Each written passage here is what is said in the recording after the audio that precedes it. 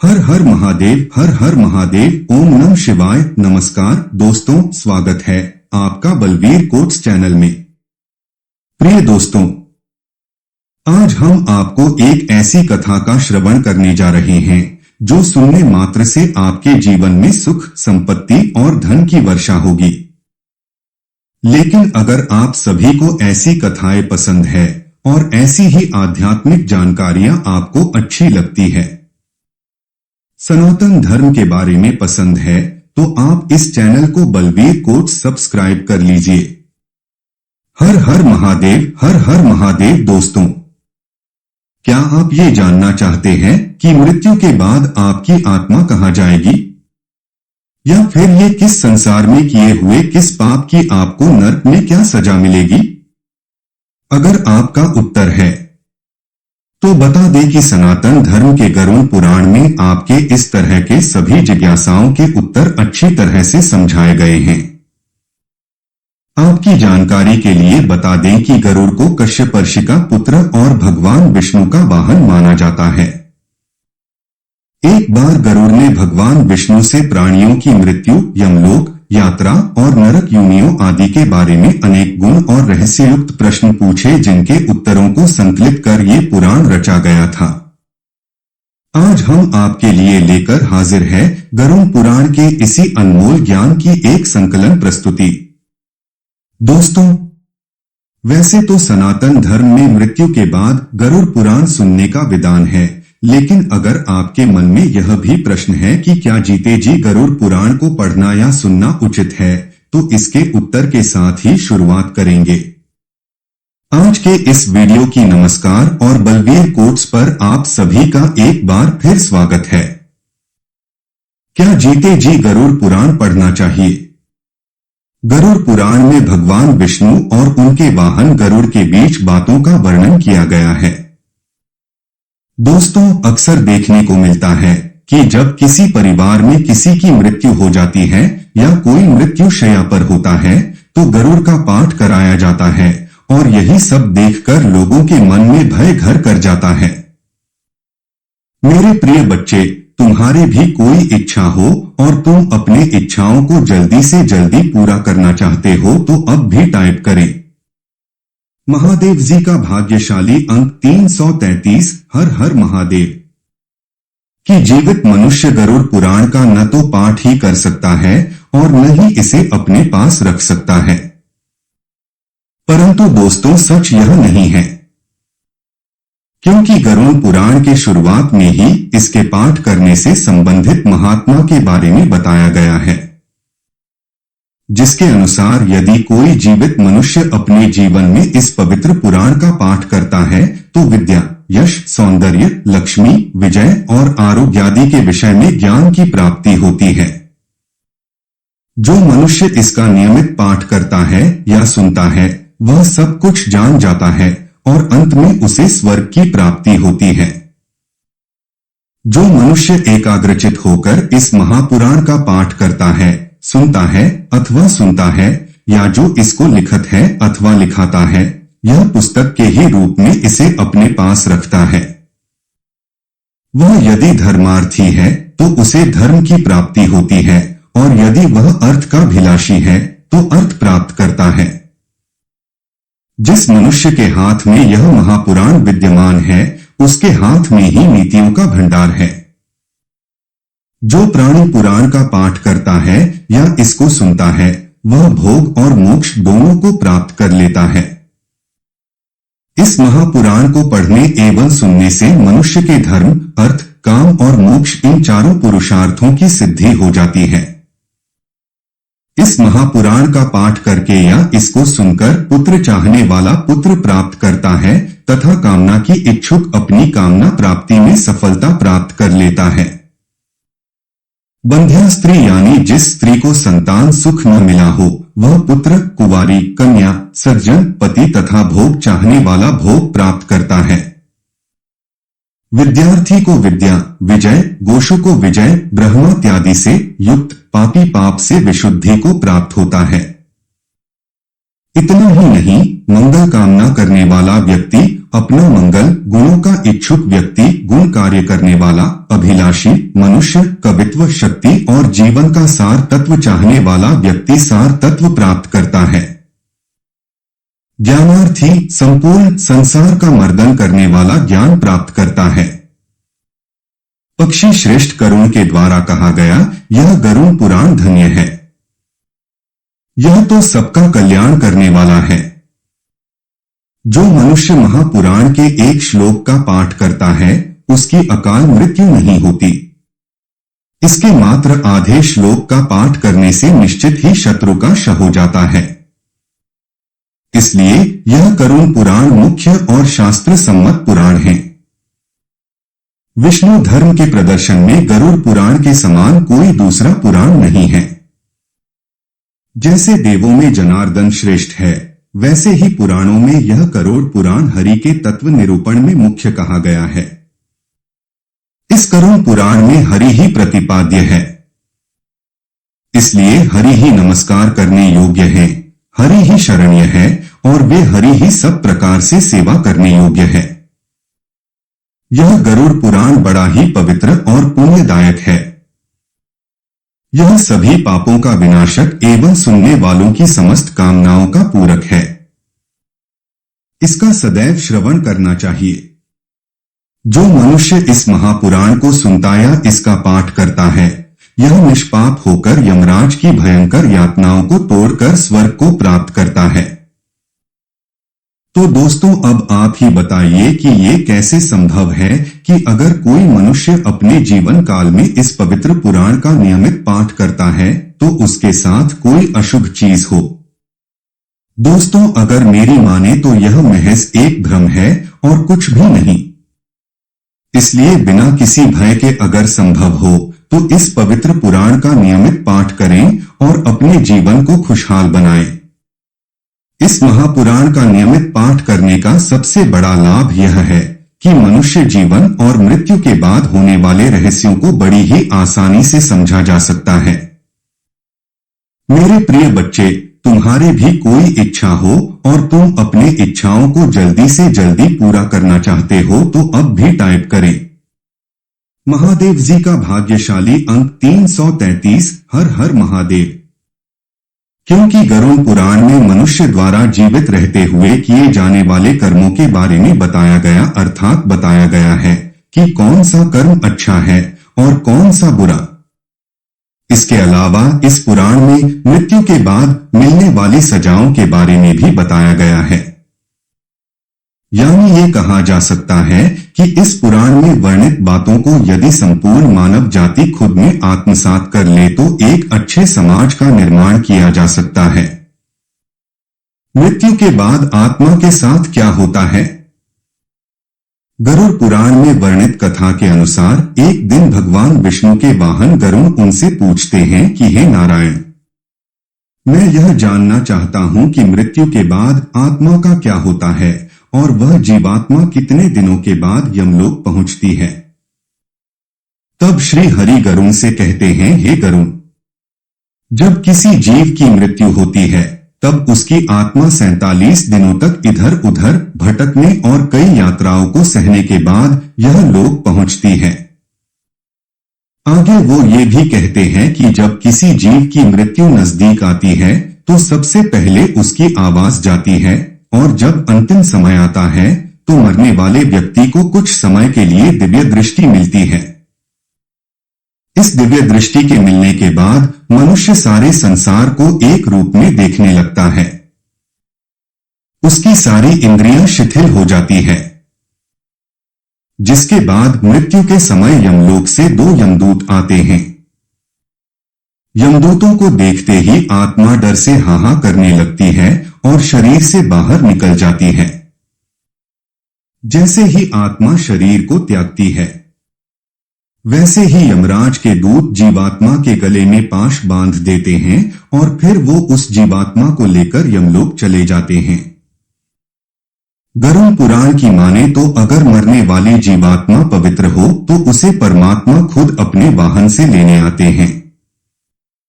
लेकिन अगर आत्मा पापी हो तो उसे गर्म, वायु और अंधेरे के रास्ते से गुजरना पड़ता है। पापी आत्मा को यमलोक पहुंचने पर कई प्रकार की यातनाएं दी जाती हैं। फिर उसी दिन उस आत्मा को आकाश मार्ग से वापस उसी घर में छोड़ दिया जाता है जिस घर में उसने अपना शरीर त्यागा था। घर आकर वह जीवात्मा अपने शरीर में फिर से घुसने का प्रयास तो करती है, लेकिन यमदूत के पास से बंद होने के कारण ऐसा कर नहीं पाती। आत्मा न चाहते हुए भी अपनी अंतिम रस्मों को होते हुए अपनी आंखों से देखती है, यानी कि 12 दिनों तक आत्मा अपनों के बीच ही रहती है। 13वें दिन जब आत्मा का पिंडदान किया जाता है तब उसे यमदूत एक बार फिर से लेने आ जाते हैं। इसलिए दोस्तों, हिंदू धर्म में ऐसा माना जाता है कि मनुष्य की मृत्यु के 13 दिनों तक पिंडदान जरूर करना चाहिए। पिंडदान से सूक्ष्म शरीर को चलने की शक्ति मिलती है। फिर भी इसके बाद आत्मा का यमलोक तक का सफर कठिन ही रहता है। इसके बाद शुरू होती है वैतरणी नदी को पार करने की यात्रा। अगर मनुष्य ने जीते जी गौदान किया होगा तो उसी गाय की पूंछ पकड़कर वो वैतरणी नदी पार करता है। अन्यथा इस नदी को पार करते समय भी पापी जीवात्मा को कई यात्राओं से होकर गुजरना पड़ता है। गरुड़ पुराण में वैतरणी नदी को गंगा नदी का रौद्र रूप कहा गया है। इस नदी से हमेशा आग की लपटें निकलती रहती है, जिस कारण बस यह देखने में लाल प्रतीत होती है। इस नदी से गुजरते समय जीवात्मा को कई खतरनाक जीवों का दंश सहना पड़ता है। इससे गुजरते समय आत्मा को ऐसा महसूस होता है मानो जैसे कि कोई उसे इसमें डुबोना चाह रहा हो। बेहतरीन नदी पार करते समय उसे पीछे होकर गुजरना पड़ता है। इस तरह पापी जीवात्मा को इस नदी को पार करने में 34 दिन का समय और लगता है, जिसके बाद जीवात्मा यमदूतों के साथ यमलोक पहुंच जाती है, जहां उसे उसके कर्मों के अनुसार सजा भुगतने के लिए नरक में भेज दिया जाता है। इसके बाद आत्मा को सजा कैसे सुनाई जाती है और क्या क्या होता है, ये जानने के लिए ऊपर आई बटन पर क्लिक करके आप हमारी एक दूसरी वीडियो देख सकते हैं। इसलिए दोस्तों, अगर आप मृत्यु के पश्चात इस तरह के कष्टों को नहीं भोगना चाहते तो अपने जीवन काल में अच्छे कर्म करें, क्योंकि चाहे आप जिसके लिए भी जीवन भर बुरे कर्म करते रहे, यह याद रखिए कि मरने के बाद कष्टों को भोगने के लिए आपके साथ वहां कोई नहीं होगा। कैसा दिखता है यमलोक का मार्ग? करूं पुराण के धर्म कांड के अनुसार यमलोक का मार्ग बड़ा ही दुर्गम है, परंतु पुण्यात्माओं के लिए सुखद और पापियों के लिए भयदायक है। गरुड़ पुराण की माने तो यमलोक के मार्ग का विस्तार 86,000 योजन में है। जो मनुष्य जीवित रहते दान करते हैं वे उस मार्ग में सुख से जाते हैं, और जो धर्म से हीन होते हैं वो उनको मृत्यु के पश्चात इस मार्ग में कई तरह की पीड़ा सही पड़ती है। मेरे प्रिय बच्चे, तुम्हारी भी कोई इच्छा हो और तुम अपनी इच्छाओं को जल्दी से जल्दी पूरा करना चाहते हो तो अब भी टाइप करें महादेव जी का भाग्यशाली अंक 333। हर हर महादेव। पापी मनुष्य यमलोक के मार्ग में दीन भाव से जोर जोर से रोते चिल्लाते जाते हैं। इतना ही नहीं, यमराज के दूत भी इस मार्ग में पापी आत्म पर चाबुक आदि से तथा अनेक प्रकार के आयुधों ऐसी उन पर आगाह करते रहते हैं, और वे इधर उधर भागते हुए बड़े कष्ट से उस पद पर चल पाते हैं। वह कहीं कीचड़ है, कहीं जलती हुई आग है, कहीं तपाई हुई बालू बिछी है, तो कहीं तीखी धार वाली शिलाएं हैं, कहीं कांटेदार वृक्ष है, और कहीं ऐसे ऐसे पहाड़ हैं जिनकी शिलाओं पर चढ़ना अत्यंत दुखदायक होता है। उस मार्ग में कहीं कंकड़ हैं, कहीं ठेले हैं, और कहीं सुई के समान कांटे बिछे हैं, तथा कहीं पास रिझते रहते हैं। इस प्रकार पापी मनुष्य भांति भांति के क्लेश उठाते हुए यात्रा करते हैं। कोई पास में बंधे होते हैं तो कोई उन कुशों से खींचे जाते हैं, और किन्हीं की भीड़ पर अस्त्र शस्त्रों की मार पड़ती है। इस दुर्दशा के साथ पापी उस मार्ग पर जाते हैं। किन्हीं की नाक छेद कर उनमें नील डाल दी जाती है और उसी को पकड़कर खींचा जाता है। कोई आंखों से बंधे रहते हैं और कुछ पापी अपने शिश्न के अग्रभाग से लोहे का भारी भार ढोते हुए यात्रा करते हैं। उस मार्ग में कहीं विश्राम के लिए छाया और पीने के लिए जल तक नहीं है। आठ पापी लोग जानकर या अनजाने में किए हुए अपने पाप करने के लिए शोक करते हुए अत्यंत दुख से इस मार्ग में यात्रा करते हैं। वही जो मनुष्य उत्तम बुद्धि वाले मानव, धर्म निष्ठ और दानशील होते हैं, वे अत्यंत सुखी होकर धर्म लोक की यात्रा करते हैं, अन्न देने वाले स्वादिष्ट अन्न का भोजन करते हुए जाते हैं। जिन्होंने जल दान किया है वे भी अत्यंत सुखी होकर उत्तम दूध पीते हुए यात्रा करते हैं। मट्ठा और दही दान करने वाले तत्संबंधी भूख प्राप्त करते हैं। साथ ही घृत, मधु और दूध का दान करने वाले पुरुष सुधापान करते हुए धर्म मंदिर को जाते हैं। सांप देने वाला खीर खाता है और दीप देने वाला संपूर्ण दिशाओं को प्रकाशित करते हुए जाता है। इतना ही नहीं, वस्त्र दान करने वाला पुरुष दिव्य वस्त्रों से विभूषित होकर यात्रा करता है। जिसने आभूषण दान किया है वह उस मार्ग पर देवताओं के मुख से अपनी स्थिति सुनाता हुआ जाता है। गोदान के पुण्य से मनुष्य सब प्रकार के सुख भोग से संपन्न होकर जाता है। घोड़े, हाथी तथा रथ की सवारी का दान करने वाला पुरुष संपूर्ण भोगों से युक्त विमान द्वारा धर्मराज के मंदिर को जाता है। जिस श्रेष्ठ पुरुष ने माता पिता की सेवा सुरक्षा की है वह देवताओं से पूजित हो प्रसन्न चित्त होकर धर्मराज के घर जाता है। जो यतियों, व्रतधारियों तथा श्रेष्ठ ब्राह्मणों की सेवा करता है वह बड़े सुख से धर्म लोग हो जाता है।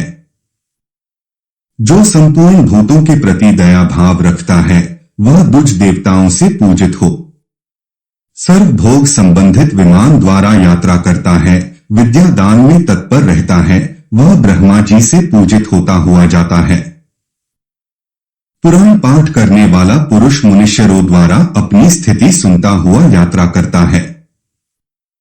इस प्रकार धर्मपरायण को सुखपूर्वक धर्मराज के निवास स्थान को जाते हैं और जब ऐसी पुण्यात्मा यमलोक के द्वार पर पहुंचते हैं तो धर्मराज चार भुजाओं से युक्त हो शंख, चक्र, गदा और खड़ग धारण करके बड़े स्नेह से मित्र की भांति उस पुण्यात्मा पुरुष की पूजा करते हैं और इस प्रकार कहते हैं, हे बुद्धिमान, मैं श्रेष्ठ पुण्यात्मा पुरुष हूं। जो मानव जन्म पाकर पुण्य नहीं करता है वही पापियों में पड़ा है और वह आत्मघात करता है। जो अनित्य मानव जन्म पाकर उसके द्वारा नित्य वास्तु धर्म का साधन नहीं करता वह घोर नरक में जाता है। उससे बढ़कर जड़ और कौन होगा। यह शरीर यातना रूप है और मल आदि के द्वारा अपवित्र है। जो उस पर विश्वास करता है उसे आत्मघाती समझना चाहिए। सब भूतों में प्राणधारी श्रेष्ठ हैं, उनमें भी जो बुद्धि से जीवन निर्वाह करते हैं वे श्रेष्ठ हैं, उनसे भी मनुष्य श्रेष्ठ है। मनुष्यों में ब्राह्मण, ब्राह्मणों में विद्वान और विद्वानों में अक्षम बुद्धि वाले पुरुष श्रेष्ठ है। अचंचल बुद्धि वाले पुरुषों में कर्तव्य का पालन करने वाले श्रेष्ठ है और कर्तव्य पलकों में भी ब्रह्मवादी अर्थात वेद का कथन करने वाले पुरुष श्रेष्ठ है। ब्रह्मवादियों में भी वह श्रेष्ठ कहा जाता है जो ममता आदि दोषों से रहित हो। इनकी अपेक्षा भी उस पुरुष को श्रेष्ठ समझना चाहिए जो सदा भगवान के ध्यान में तत्पर रहता है। इसलिए सर्वथा प्रयत्न करके सदाचार और ईश्वर की भक्ति रूप धर्म का संग्रह करना चाहिए। धर्मात्मा जीव सर्वत्र पूजित होता है, इसमें संशय नहीं है। तुम लोग संपूर्ण भोगों के संपन्न पूर्ण लोक में जाओ। यदि कोई पाप है तो पीछे यहीं आकर उसका फल भोगना। ऐसे देवी वचन कहने के बाद यमराज उन पुण्यात्माओं की पूजा करके उन्हें संगति को पहुंचा देते हैं। वही पापियों को बुलाकर उन्हें काल दंड ऐसे डराते हुए हटाते हैं। उस समय की आवाज प्रलय काल के मेघ के समान भयंकर होती है और उनके शरीर की कांति कज्जलगरी के समान जान पड़ती है। उनके अस्त्र शस्त्र बिजली की भांति चमकते हैं, जिनके कारण वे बड़े भयंकर जान पड़ते हैं। उनकी 32 भुजाएं हो जाती है। शरीर का विस्तार 3 योजन का होता है। उनकी लाल लाल और भयंकर आंखें बावड़ी के समान जान पड़ती है। सब दूध यमराज के समान भयंकर होकर गरजने लगते हैं। उन्हें देख पापी जीव थर-थर कांपने लगते हैं और अपने अपने कर्मों का विचार करके शोकग्रस्त हो जाते हैं। उस समय यम की आज्ञा से चित्रगुप्त उन सब पापियों से कहते हैं, अरे ओ दुराचारी पापात्माओं, तुम सब लोग अभिमान से दूषित हो रहे हो। तुम विवेकों ने काम, क्रोध आदि से दूसरे अहंकार युक्त चित्त से इसलिए पाप का आचरण किया है। पहले तो बड़े हर्ष में भरकर तुम लोगों ने पाप किए हैं, अब उसी प्रकार नरक की यातनाएं भी भोगनी चाहिए। अपने कुटुंब, मित्र और स्त्री के लिए जैसा पाप तुमने किया है, उसी के अनुसार कर्मवश तुम यहाँ आ पहुँचे हो। अब अत्यंत दुखी क्यों हो रहे हो? मेरे प्रिय बच्चे, तुम्हारे भी कोई इच्छा हो और तुम अपने इच्छाओं को जल्दी से जल्दी पूरा करना चाहते हो तो अब भी टाइप करें। महादेव जी का भाग्यशाली अंक 333। हर हर महादेव। तुम ही सोचो, जब पहले तुमने पापाचार किया था उस समय यह क्यों नहीं विचार किया कि यमराज इसका दंड अवश्य देंगे। कोई दर्द हो या धनी, मूर्ख हो या पंडित और कायर हो या वीर, यमराज सबके साथ समान बर्ताव करने वाले हैं। चित्रगुप्त का यह वचन सुनकर वे पापी हो अपने कर्मों के लिए शोक करते हुए चुपचाप खड़े रह जाते हैं। तब यमराज की आज्ञा का पालन करने वाले क्रोधी और भयंकर दूर इन पापियों को बलपूर्वक पकड़कर नरकों में फेंक देते हैं। वहां अपने पापों का फल भोग कर अंत में शीश पाप के फल स्वरूप वे भूतल पर आकर स्थावर आदि योनियों में जन्म लेते हैं और इस तरह पापी आत्मा को जन्म मरण के चक्र से मुक्ति नहीं मिलती। कैसी दिखती है?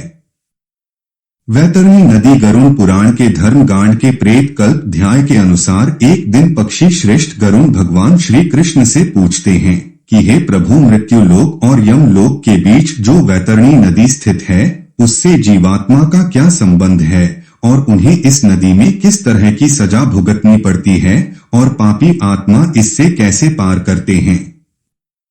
तब भगवान कृष्ण ने कहा कि हे गरुण, यमलोक के मार्ग में स्थित वैतरणी नदी देखने में बड़ी ही भयानक है और जो भी पापी आत्मा मरने के बाद इस नदी से होकर गुजरती है उसे बड़ा ही भयभीत कराती है। यह महाभयानक नदी पीव और रक्त रूपी जल से परिपूर्ण है। इतना ही नहीं, यह नदी मांस और कीचड़ से भरी हुई है। यह नदी पापियों को देखकर कई तरह के भयाक्रांत स्वरूप को धारण कर लेती है। पापी आत्मा की नदी में प्रवेश करते ही इस नदी का जल पात्र के मध्य में घी की भांति तुरंत खोलने लगता है। उसका जल की तांडवों एवं वज्र के समान सूंड वाले जीवों से व्याप्त है। साथ ही इस नदी में घड़ियाल, वज्रदंत्र तथा इनके ही जैसे अनेकों हिंसक एवं मांस भक्षक जलचरों से भरी हुई है और नदी में जैसे ही पापी आत्मा का प्रवेश होता है वह 12 सूर्य की गर्मी के संतुलित तपने लगती है। उससे उस महाताप में पापी चिल्लाते हुए कर विलाप करने लगते हैं।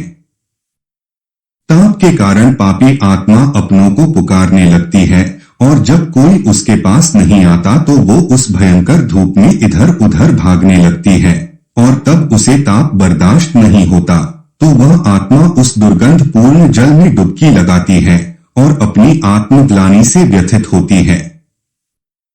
फिर श्री कृष्ण कहते हैं कि हे गरुण, कुछ जीवात्माएं ऐसी भी होती हैं जिन्हें मृत्यु के पश्चात इसी वैतरणी नदी में रहना पड़ता है। जैसे कि जो अपने जीवन काल में आचार्य, गुरु, माता, पिता एवं अन्य वृद्ध जनों की अवमानना करते हैं, उसे इसी महानदी में रहना होता है। इसके अलावा जो जीवात्मा अपने जीवन काल में अपनी पवित्रता, सुशीला और धर्मपरायण पत्नी का परित्याग करते हैं, उनको सदैव के लिए उसी महाघिनौनी नदी के जल में वास होता है। साथ ही जो जीवात्मा जीवित रहते हुए अपने स्वामी, मित्र, तपस्वी, स्त्री, बालक एवं वृद्ध का बंध करते हैं, वे इसी महानदी में ही गिरते हैं। साथ ही आग लगाने वाला, विष देने वाला, झूठी गवाही देने वाला, मद्य पीने वाला, यज्ञ का विध्वंस करने वाला, राज पत्नी के साथ गमन करने वाला, चुगलखोरी करने वाला, कथा में विघ्न करने वाला, स्वयं की दी हुई वस्तु का अपहरण करने वाला, खेत की मेड़ और सेतु को तोड़ने वाला, दूसरे की पत्नी को प्रदर्शित करने वाला, प्यासी गायों की बावली को तोड़ने वाला, कन्या के साथ व्यभिचार करने वाला, कपिला का दूध पीने वाला, शूद्र तथा मांस भोजी ब्राह्मण मरने के बाद वैतरणी नदी में वास करते हैं। इन सबके अलावा अहंकारी, पापी तथा अपनी छोटी प्रशंसा करने वाला, कृतघ्न गर्भपात करने वाला वैतरणी में निवास करता है। परंतु इन पापी जीवात्माओं में जिसने मकर और कर्क की संक्रांति, सूर्य चंद्र ग्रहण संक्रांति, अमावस्या अथवा अन्य पूर्ण काल के आने पर श्रेष्ठतम दान दिया हो, उसे एक निश्चित समय के पश्चात इस नदी से यमदूतों के द्वारा निकाल लिया जाता है। इसलिए प्राणियों को चाहिए कि वह जीवित रहते दान करें और धर्म का संग्रह करें।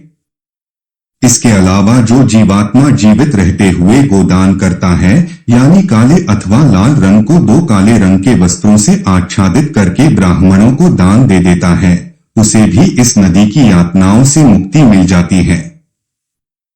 इसलिए हिंदू धर्म में मृत्यु से पहले गोदान कराया जाता है। ऐसा माना जाता है कि गोदान करने से मनुष्य उसी गाय की पूंछ पकड़कर उस नदी को पार करता है और उसे सुकर्म के प्रभाव से हक और पारलौकिक सुख की प्राप्ति होती है। इसलिए दोस्तों, मनुष्यों को चाहिए कि वह अपने जीवन काल में अधिक से अधिक धर्म का संग्रह करे, जिससे कि उसे मृत्यु के बाद किसी तरह का कष्ट न झेलना पड़े।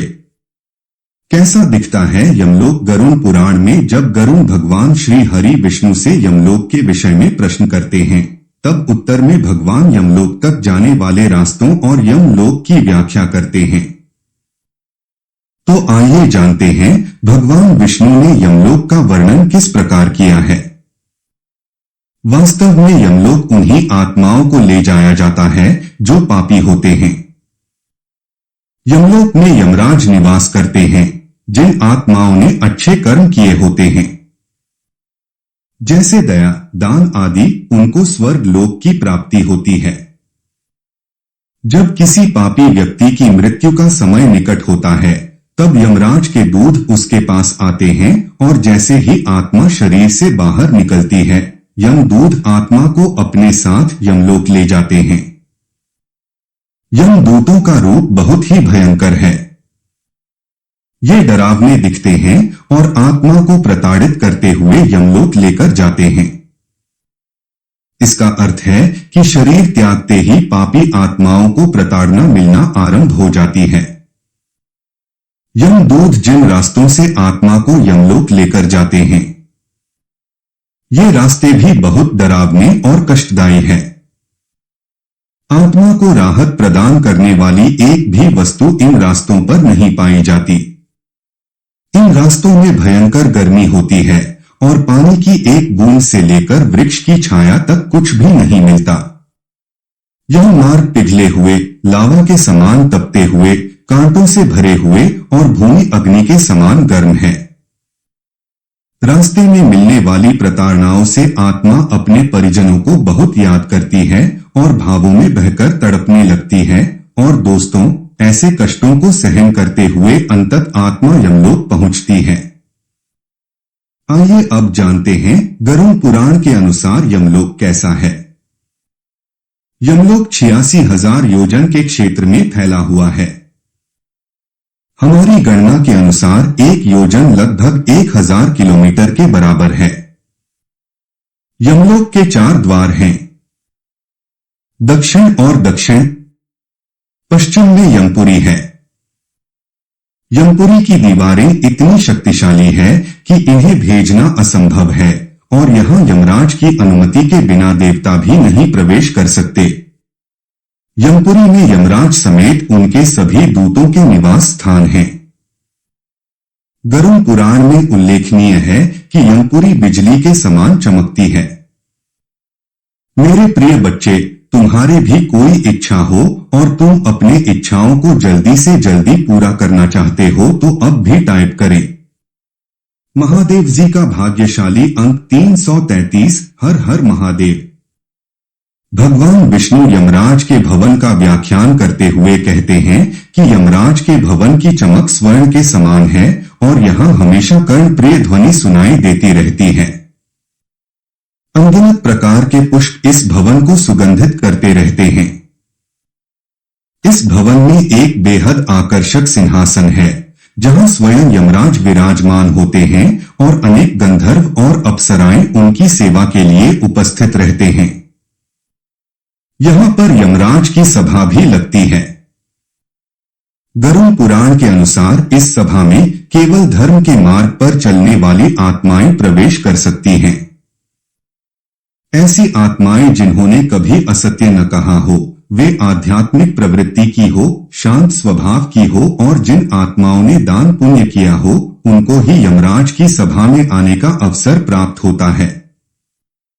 इस प्रकार की आत्माओं के साथ यमराज मित्रता का व्यवहार करते हैं। ऐसी आत्माओं और यमराज समेत इस सभा में बहुत से ऋषि, मुनि और तपस्वी भी उपस्थित होते हैं। यमपुरी के मध्य में चित्रगुप्त का भवन है जो बहुत आकर्षक और भव्य है। यहाँ हर समय वाद्य यंत्र बजते रहते हैं और इस भवन में मणियों और रत्नों का बहुत आकर्षक सिंहासन है जिस पर बैठकर चित्रगुप्त आत्माओं के कर्मों का लेखा जोखा तैयार करते हैं और इसमें लिखित कर्मों के अनुसार ही आत्माओं को यातनाएं दी जाती हैं।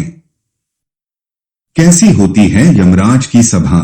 गरुड़ पुराण के अनुसार जब भगवान श्री विष्णु ने अपने वाहन पक्षीराज गरुड़ को जीवन और मृत्यु का संपूर्ण रहस्य बता दिया, तब गरुड़ ने उनसे पूछा कि हे स्वामी, आपके पवित्र वचनों से मैं जीवन और मृत्यु का रहस्य तो जान गया, परंतु कृपया कर मुझे यह भी विस्तार से बताएं कि यमराज की वो सभा कैसी है जहां इंसानों, पृथ्वी लोक के अन्य प्राणियों की आत्मा को मृत्यु के बाद लाया जाता है और फिर यमराज की सभा में कार्यवाही के बाद उनके कर्मों के मुताबिक उन्हें सजा दी जाती है। तब भगवान विष्णु ने पक्षीराज गरुड़ को बताया कि हे पक्षी श्रेष्ठ, जैसा कि मैंने आपको बताया कि यमराज, जिन्हें धर्मराज भी कहा जाता है, वो यमपुरी में निवास करते हैं। यमराज का यह लोक 86,000 योजन यानी कि करीब 12 लाख किलोमीटर में फैला हुआ है। यमपुरी में यमराज जिस महल में निवास करते हैं उसे कालित्री के नाम से जाना जाता है।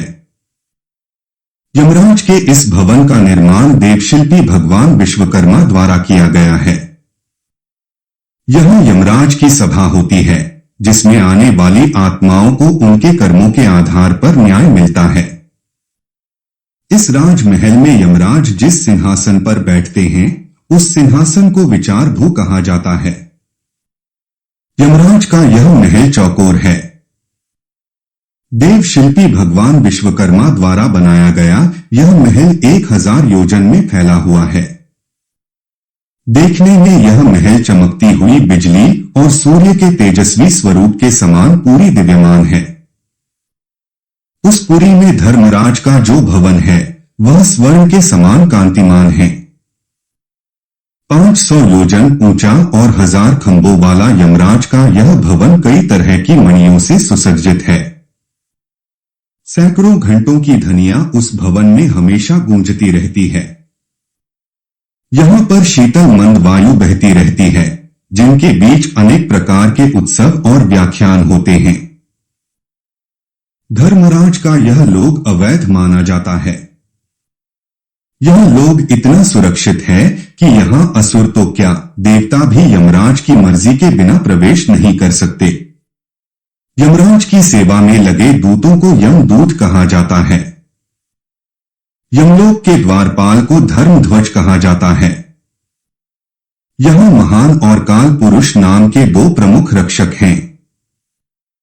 यमलोक में मृत आत्माओं के प्रवेश के लिए 4 द्वार बनाए गए हैं। मृत्यु के बाद आत्मा को दूध मृतक के कर्मों के अनुसार उचित दरवाजे से प्रवेश करते हैं। सात्विक विचारों वाले, माता, पिता, गुरुजनों का आदर करने वाले और सत्यवादी लोगों को पूर्व के दरवाजे से प्रवेश मिलता है। वहीं साधु संतों को उत्तर के द्वार से प्रवेश मिलता है और दान पूर्ण करने वाले व्यक्तियों को पश्चिम द्वार से प्रवेश मिलता है, जबकि दक्षिण द्वार से पापियों को प्रवेश मिलता है। उत्तरी द्वार से जो भी आत्मा यमलोक में प्रवेश करती है उसे किसी भी तरह की कार्रवाई का सामना नहीं करना पड़ता। अर्थात इस द्वार से प्रवेश का अर्थ है कि उस आत्मा को सीधे स्वर्ग में स्थान मिल जाता है। इतना ही नहीं, इस द्वार से प्रवेश करने वालों का स्वागत स्वयं अप्सराएं करती हैं। इसके अलावा यमलोक के मध्य भाग में यमराज के सहायक चित्रगुप्त का भवन बना हुआ है, जिसका विस्तार 25 योजन है, जिसकी ऊंचाई 10 योजन है। चित्रगुप्त का यह भवन लोहे की स्त्रियों द्वारा चारों ओर से घिरा हुआ है। इसमें आने जाने के लिए सैकड़ों गलियां हैं और सैकड़ों पताकाओं से है सुशोभित रहता है। सैकड़ों दीपक इस भवन में प्रज्वलित रहते हैं। इतना ही नहीं, चित्रगुप्त के इस भवन को सुंदरतम चित्रों से सजाया गया है। इस भवन में मुक्ता मणियों से निर्मित एक दिव्य आसन है, जिसके ऊपर बैठकर चित्रगुप्त मनुष्यों तथा अन्य प्राणियों की आयु गणना करते हैं। साथ ही कोई भी प्राणी जो कर्म करता है वह सब कुछ चित्रगुप्त लिखते हैं। चित्रगुप्त के अलावा यमराज की सभा में कई चंद्रवंशी और सूर्यवंशी राजा होते हैं जो सलाहकार की भूमिका निभाते हैं। इनकी सलाह पर ही यमराज सजा का निर्धारण करते हैं और मृत्यु के बाद जब मृत आत्मा को यमलोक लाया जाता है तो पृथ्वी लोक की तरह ही यहाँ भी सभा का आयोजन किया जाता है, परंतु यहाँ किसी तरह का भेदभाव नहीं किया जाता। मृत आत्मा को यमराज की सभा में पहुंचते ही चित्रगुप्त 11 कर उसके कर्मों के बारे में सभा में पढ़कर सुनाते हैं। पर यमराज अपने सभी सभासदों से सलाह मशवरा करने के बाद उस आत्मा के लिए दंड का निर्धारण करते हैं, जिसके बाद आत्मा को दंड भुगतने के लिए नरक में भेज दिया जाता है। और अगर कोई आत्मा अपने जीवन काल में पाप से अधिक पूर्ण रचित किया रहता है तो उसे स्वयं यमराज स्वर्ग लोक के प्रवेश द्वार तक छोड़ते हैं।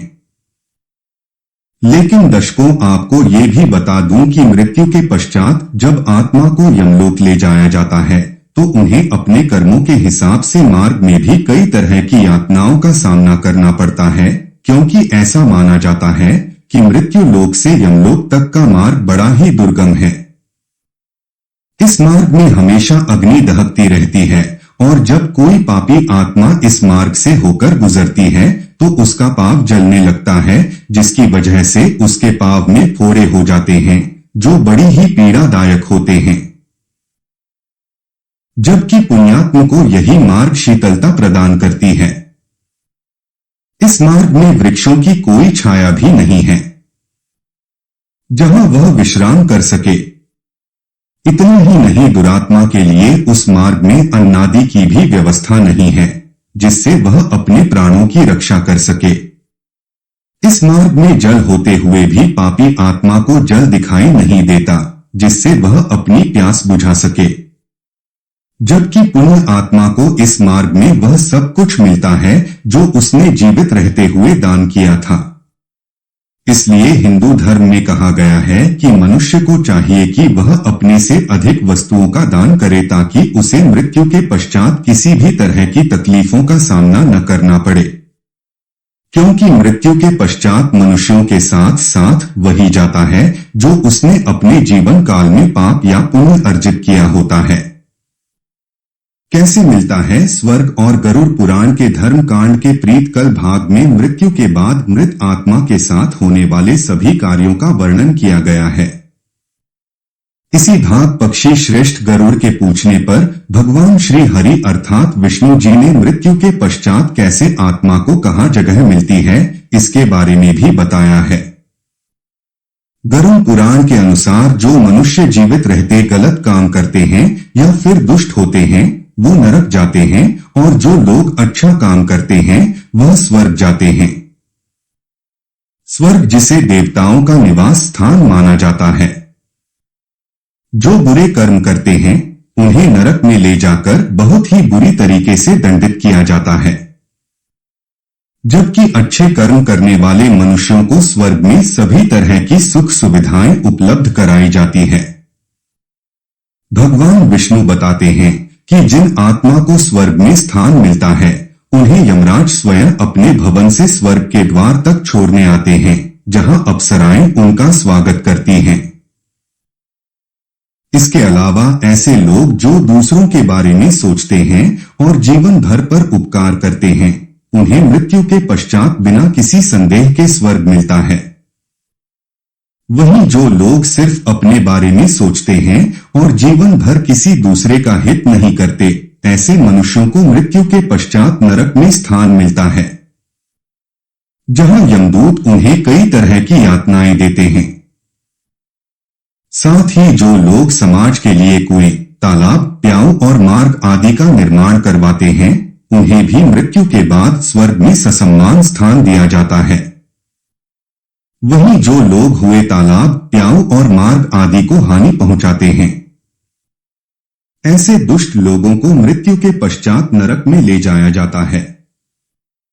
इतना ही नहीं, जो मनुष्य अपना पेट दूसरों से झूठ बोलकर भरते हैं या फिर कोई गलत काम करके भरते हैं, उन्हें भी नरक में स्थान मिलता है। गरुड़ पुराण में आगे विष्णु जी बताते हैं कि जो मनुष्य स्त्रियों का सम्मान करता है, कन्या को बोझ नहीं बल्कि देवी लक्ष्मी का रूप मानकर उसकी पूजा करता है, आत्महत्या जैसा प्रकृति विरुद्ध कदम नहीं उठाता बल्कि प्रकृति के द्वारा निश्चित जीवन चक्र को पूरा कर मृत्यु को प्राप्त करता है, उसे भी मृत्यु के पश्चात स्वर्ग की प्राप्ति होती है। वहीं जो मनुष्य किसी स्त्री की हत्या करते हैं, आत्महत्या, गर्भ हत्या, ब्रह्मा हत्या, गौ हत्या करते हैं या फिर किसी कन्या को बेच देते हैं या फिर अपने लोग के लिए झूठ बोलते हैं, ऐसी आत्मा को नरक में जगह मिलती है। इन सब के अलावा गरुड़ पुराण में बताया गया है कि जो लोग धर्म के अनुसार आचरण करते हैं, ऋषि मुनियों का आदर करते हैं और वेद पुराण का अध्ययन करते हैं, मेरे प्रिय बच्चे, तुम्हारे भी कोई इच्छा हो और तुम अपने इच्छाओं को जल्दी से जल्दी पूरा करना चाहते हो तो अब भी टाइप करें। महादेव जी का भाग्यशाली अंक 333। हर हर महादेव।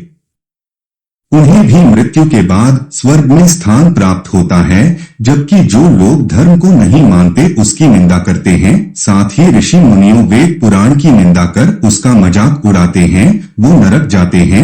गरुड़ पुराण में यह भी बताया गया है कि मनुष्यों को जीवित रहते दीनहीनों पर दया करनी चाहिए, जिससे उन्हें पुण्य प्राप्त होता है और मृत्यु के पश्चात यही पूर्ण कर्म उसे स्वर्ग में स्थान दिलवाता है।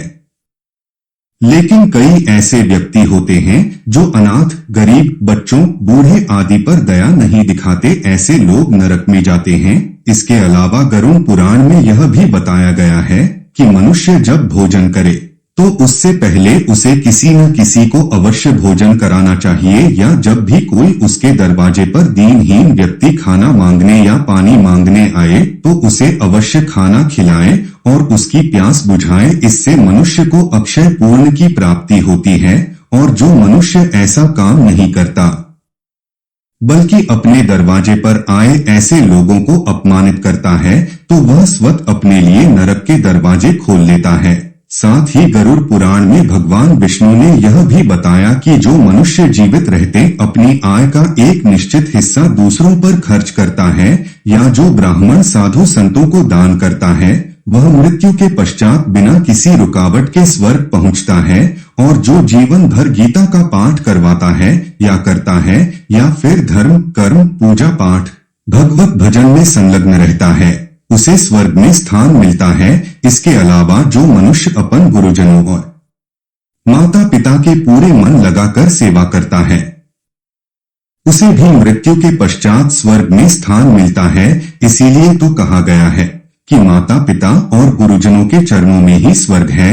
तो दर्शकों, अगर आप भी जीवन से जुड़े इस गुण रहस्य को जान गए हैं तो आज से ही बुरे काम छोड़ने का प्रयत्न करे और जितना हो सके दीनहीनों की मदद करे, ताकि मृत्यु के पश्चात आपको किसी भी तरह का कष्ट न भोगना पड़े। क्योंकि गरुड़ पुराण में यह भी बताया गया है कि मनुष्य जीवन भर जैसा कर्म करता है उसे मृत्यु के पश्चात उसी के अनुसार अच्छे या बुरे कर्मों का फल भुगतना पड़ता है। अकाल मृत्यु के बाद मिलने वाली सजा दोस्तों, गरुड़ पुराण में बताया गया है कि मनुष्य के जीवन का 7 चक्कर निश्चित है, और यदि कोई मनुष्य इस चक्र को पूरा नहीं करता है, अर्थात जो अकाल मृत्यु को प्राप्त हो जाता है, उसे मृत्यु के बाद भी कई प्रकार के कष्ट भोगने पड़ते हैं। परंतु सबसे पहले यह जानना आवश्यक है कि अकाल मृत्यु क्या होती है, अर्थात किस तरह की मृत्यु को गरुड़ पुराण में अकाल मृत्यु की श्रेणी में रखा गया है। गरुड़ पुराण के सिंहावलोकन अध्याय में बताया गया है कि यदि कोई प्राणी भूख से पीड़ित होकर मर जाता है, या हिंसक प्राणी द्वारा मारा जाता है, या फिर गले में फांसी का फंदा लगाने से जिसकी मृत्यु हो जाती है, अथवा जो विश्व तथा अग्नि आदि से मृत्यु को प्राप्त हो जाता है, अथवा जिसकी मृत्यु जल में डूबने से हो जाती है, या जो सर्प के काटने से मर जाता है, या जिसकी दुर्घटना या रोग के कारण मृत्यु हो जाती है, वह अकाल मृत्यु को प्राप्त होता है। लेकिन दोस्तों, गरुड़ पुराण में आत्महत्या को सबसे निंदनीय और घृणित अकाल मृत्यु बताया गया है। इतना ही नहीं, भगवान विष्णु ने आत्महत्या को परमात्मा के अपमान करने के समान बताया है। साथ ही गरुड़ पुराण में विष्णु ने बताया है कि जिस मनुष्य अथवा प्राणी की मृत्यु प्राकृतिक होती है, वह 3, 10, 13 अथवा 40 दिन के अंदर दूसरा शरीर धारण कर लेती है। किंतु जो व्यक्ति आत्महत्या जैसे घृणित अपराध करता है, उस प्राणी की जीवात्मा पृथ्वी लोक पर तब तक भटकती रहती है जब तक वह प्रकृति के द्वारा निर्धारित अपने जीवन चक्र को पूरा नहीं कर लेता। ऐसे जीवात्मा को न तो स्वर्ग लोक की प्राप्ति होती है और न ही नरक लोक की। जीवात्मा की इस अवस्था को गति कहा जाता है। इसलिए गरुड़ पुराण में बताया गया है कि आत्महत्या करने वाली आत्मा अकाल मृत्यु को प्राप्त होने वाले सभी आत्माओं में सबसे कष्टदायी अवस्था में पहुंच जाती है, और अकाल मृत्यु को प्राप्त करने वाली आत्मा अपनी तमाम इच्छाओं यानी भूख, प्यास, संभोग, सुख, राग, क्रोध, दोष, लोभ, वासना आदि की पूर्ति के लिए अंधकार में तब तक भटकती रहती है जब तक कि उसका परमात्मा द्वारा निर्धारित जीवन चक्र पूरा नहीं हो जाता। परंतु अब यहाँ यह सवाल उठता है कि किसी भी प्राणी की अकाल मृत्यु क्यों होती है। तो दोस्तों, मैं आपको बता दूं कि इसका भी वर्णन गरुड़ पुराण में किया गया है, जिसके अनुसार जब विधाता द्वारा निश्चित की गई मृत्यु प्राणी के पास आती है, तो शीघ्र ही उसे लेकर मृत्यु लोक से चली जाती है। प्राचीन काल से ही वेद का यह कथन है कि मनुष्य 100 वर्ष तक जीवित रहता है, किंतु जो व्यक्ति निंदित कर्म करता है वह शीघ्र ही विनष्ट हो जाता है।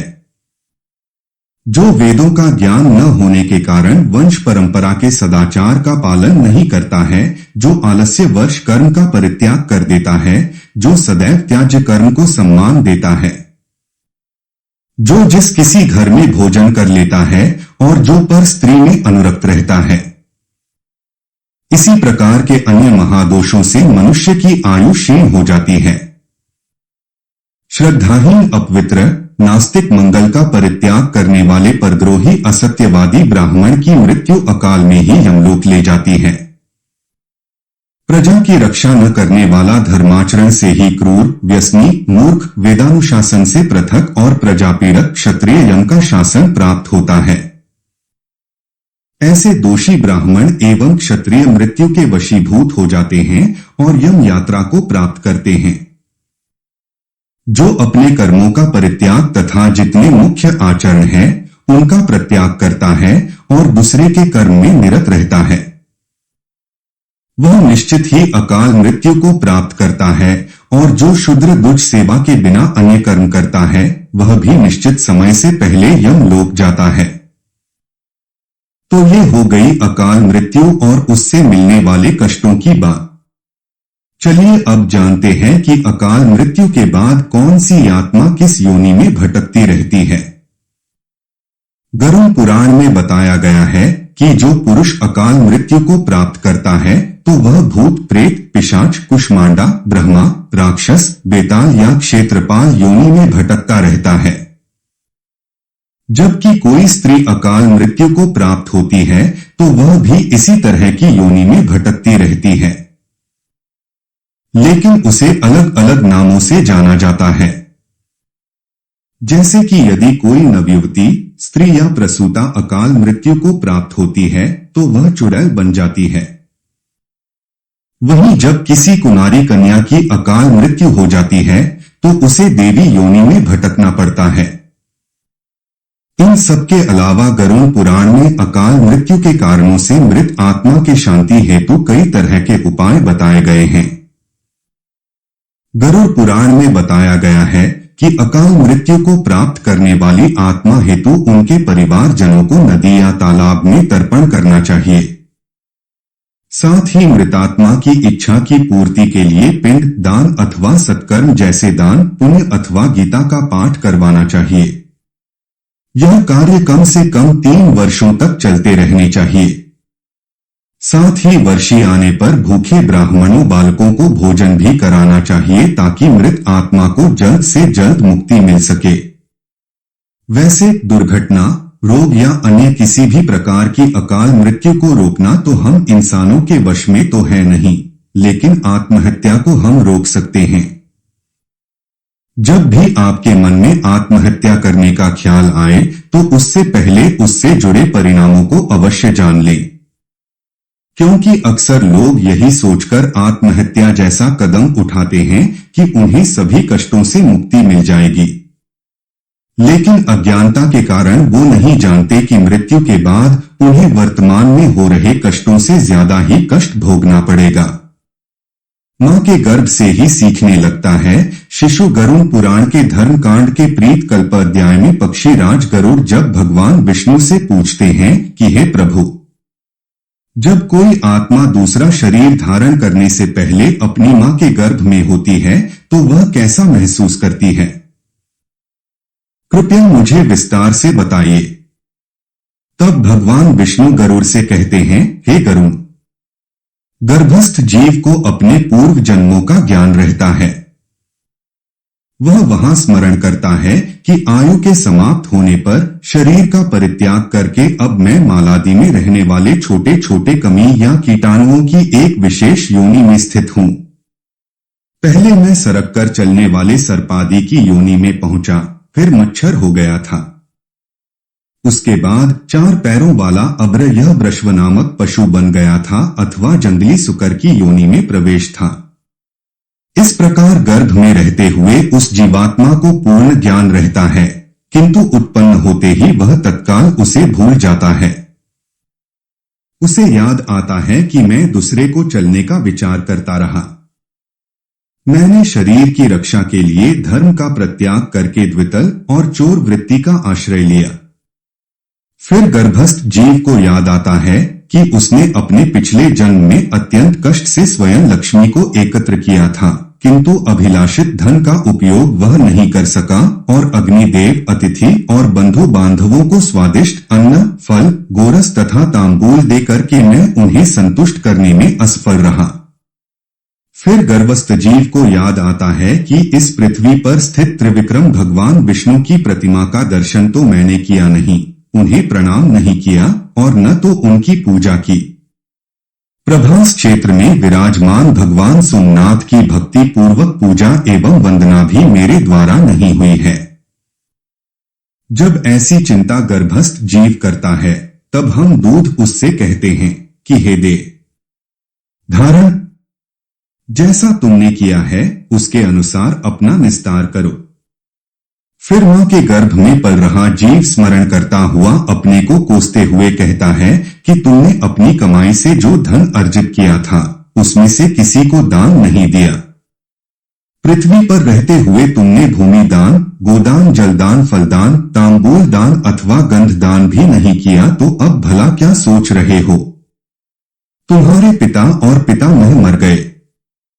जिसने तुमको अपने गर्भ में धारण किया, वह तुम्हारी माता भी मर गई।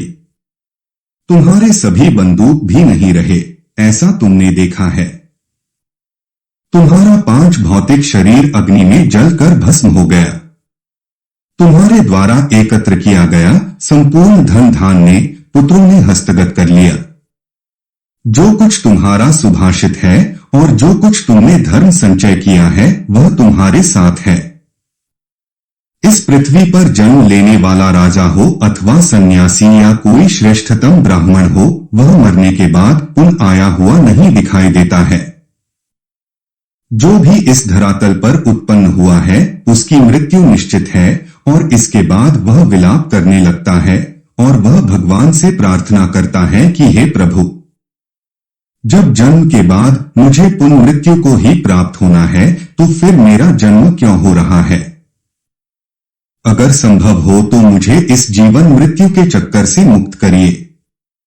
गरुड़ पुराण के अनुसार फिर माता के गर्भ में बलराम शिशु भगवान से कहता है कि मैं इस गर्भ से अलग होने की इच्छा नहीं करता, क्योंकि बाहर जाने से पाप कर्म करने पड़ते हैं, जिससे नरक आदि प्राप्त होते हैं। इस कारण बड़े दुख से व्याप्त हूं, फिर भी दुख रहित हो। आपके चरण का आश्रय लेकर मैं आत्मा का संसार से उद्धार करूंगा। माता के गर्भ में पूरे 9 महीने शिशु भगवान से प्रार्थना ही करता है, लेकिन यह समय पूरा होते ही जब प्रसूति के समय वायु से तत्काल बाहर निकालता है, तो उसे कुछ याद नहीं रहता। साइंस के अनुसार मां के गर्भ से बाहर आने वाले शिशु को काफी पीड़ा का सामना करना पड़ता है, जिसके कारण उसके मस्तिष्क पर काफी जोर पड़ता है। शायद यही कारण है कि उसे कुछ भी याद नहीं रहता। लेकिन गरुड़ पुराण के अनुसार प्रसूति की हवा से जैसे ही श्वास लेता हुआ शिशु माता के गर्भ से बाहर निकालता है, तो उसे किसी बात का ज्ञान भी नहीं रहता। गर्भ से अलग होकर वह ज्ञान रहित हो जाता है। मेरे प्रिय बच्चे, तुम्हारी भी कोई इच्छा हो और तुम अपनी इच्छाओं को जल्दी से जल्दी पूरा करना चाहते हो, तो अब भी टाइप करें महादेव जी का भाग्यशाली अंक 333, हर हर महादेव। इसी कारण जन्म के समय वह रोता है। इन सब के अलावा गरुड़ पुराण में भगवान विष्णु ने यह भी बताया है कि जब शिशु गर्भ में 6 मास का हो जाता है, तो वह भूख प्यास को महसूस करने लगता है और माता के गर्भ में अपना स्थान बदलने के लायक भी हो जाता है। तब वह कुछ कष्ट भी भोगता है। माता जो भी खाने के रूप में ग्रहण करती है, वह उसकी कोमल त्वचा से होकर गुजरता है और इन कष्टों के कारण कई बार शिशु माता के गर्भ में ही बेहोश हो जाता है। 6 मास के बाद शिशु का मस्तक नीचे की ओर और पैर ऊपर हो जाते हैं। ऐसी स्थिति में वह चाह कर भी इधर उधर हिल नहीं सकता। वह खुद को एक पिंजरे में बंद किए पक्षी की तरह महसूस करता है। ऐसे में शिशु ईश्वर की स्तुति करने लगता है और कहता है कि हे लक्ष्मीपति, जगदाधार संसार को पालने वाले भगवान विष्णु का मैं शरणागत होता हूं। हे भगवान, इस योनि से अलग हो। तुम्हारे चरणों का स्मरण कर फिर ऐसे उपाय करूंगा जिससे मैं मुक्ति को प्राप्त कर सकूं। इसके बाद अपने आसपास गंदगी देख। वह फिर से भगवान से प्रार्थना करता है और कहता है, हे भगवान, मुझे कब बाहर निकालोगे? सभी पर दया करने वाले ईश्वर ने मुझे यह ज्ञान दिया है।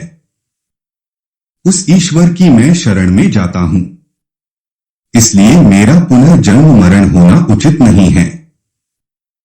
और अंत में भगवान विष्णु पक्षीराज गरुड़ से कहते हैं कि यही कारण है कि गर्भ में पहुंचकर जो जीव आत्मा जैसा चिंतन करता है, शरीरधारी वैसा ही जन्म लेकर बालक, युवा और वृद्ध होता है।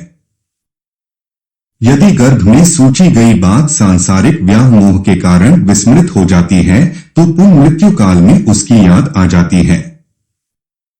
यदि शरीर के नष्ट होने पर वह हृदय में ही रह गई है, तो पुनः गर्भ में जाने पर उसका स्मरण होना निश्चित है।